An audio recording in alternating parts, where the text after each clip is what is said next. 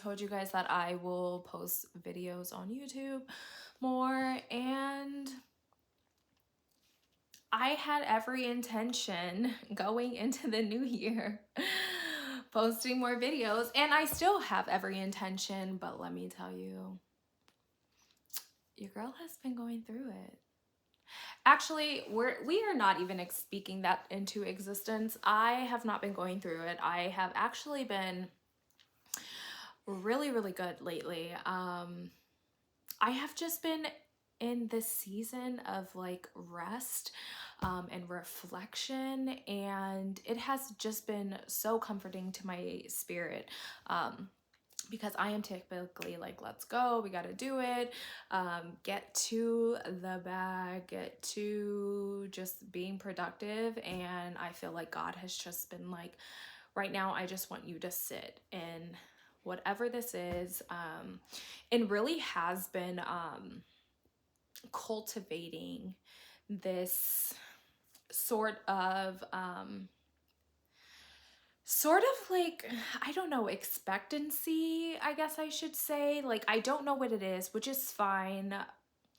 I have learned not to always question God, or not always try to pick a piece, what is going on in my life at this time, to try to figure out like what is it that I'm expecting. But I have really been in this season of expectancy, and that means like really ironing out my goals, really focusing on my why, really getting my house in order and organized, and being very intentional about just pouring into my home, pouring into my children, and cultivating relationships around me that actually serve meaning. And so that is actually what I have been doing, other than just posting. I also have obviously substantially dropped on Instagram as well. I haven't been posting as much content.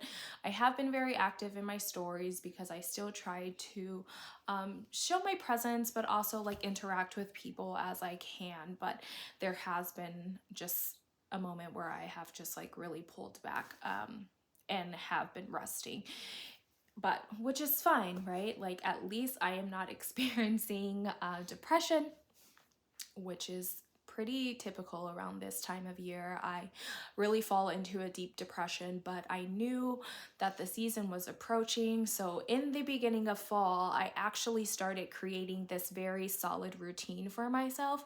And it's not rigid by any means. I know that it can fluctuate just depending on how I'm feeling, whether if I'm sick, whether if my kids are sick, or I just know when to rest.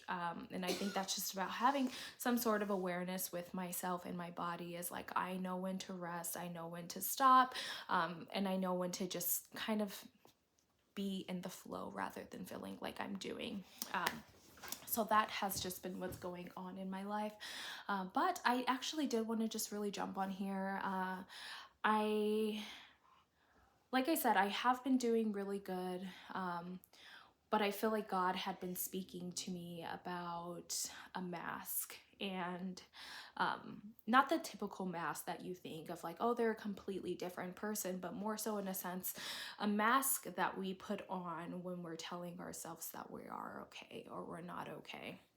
I remember when I was in the process of first leaving my husband, and I was kind of conflicted of like, should I stay, should I go? And I was meeting with my therapist, and of course at this time I was emotional wreck for so many different reasons. Like, not only because I felt like I wasn't honoring God with my decision,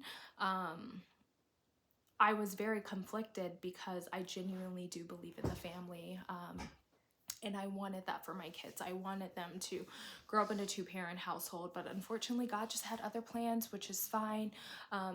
Me and my ex, we still co-parent great, which is all I could have asked for.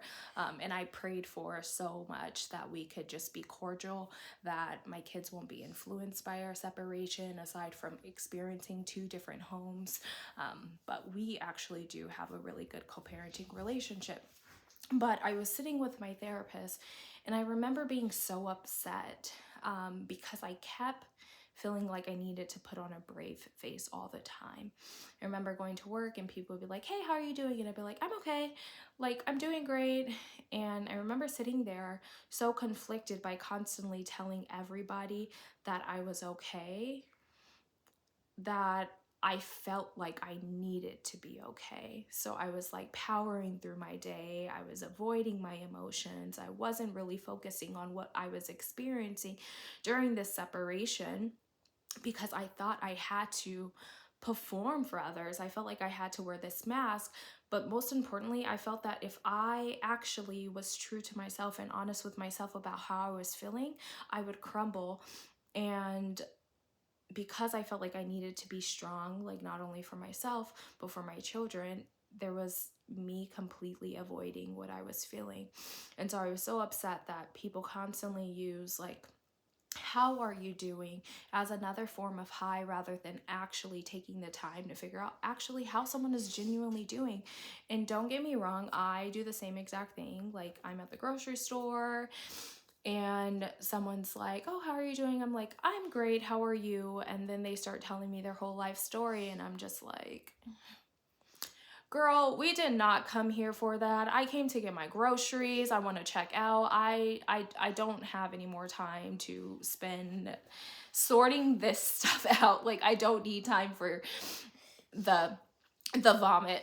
But I think because I have realized that so many people don't have a safe space to actually express that, hey, I'm not doing okay. Like, and whatever that looks like. And we constantly see this phrase like, it's okay not to be okay. And I think a lot of people believe that, but then there's still the element of just being like, well, it's okay to not be okay, but now I'm experiencing shame. Now I'm feeling guilt from not feeling anything other than joy and happiness.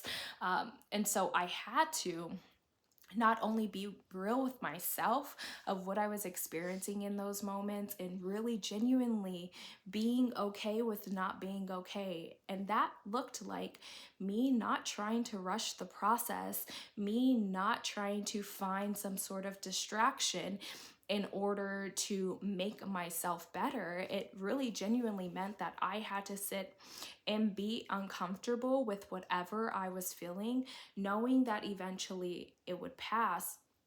And as time progressed, not only did I feel like I was being authentic to myself, I also felt like there was a sort of authenticity, like that I experienced with God in those moments. And it's easy for us to wear a mask in front of other people. It's easy for us to even lie to ourselves, but once it gets to a place where we're lying to God, like He can't actually step in and heal those wounded parts of us that we're feeling in those moments. And so, as I allowed myself to just sit in being not okay, being sad, being angry, being frustrated, experiencing shame and guilt, He really stepped in and like not only healed my heart, but He really like made it okay. Like He really truly stepped in and told me that regardless of what you're experiencing, I'm standing with you. You don't have to experience it alone. And I know so often we feel like we're alone, and we feel afraid to experience some of these like larger emotions, but I'm just letting you know that like God is there for you and He wants to experience that with you. And as you genuinely allow Him to step in the atmosphere in the rooms of your brokenness, all He can do is perform miracles and letting you know that it's okay. So I want you to stop lying to yourself. I want you to stop lying to other people. But most importantly, I want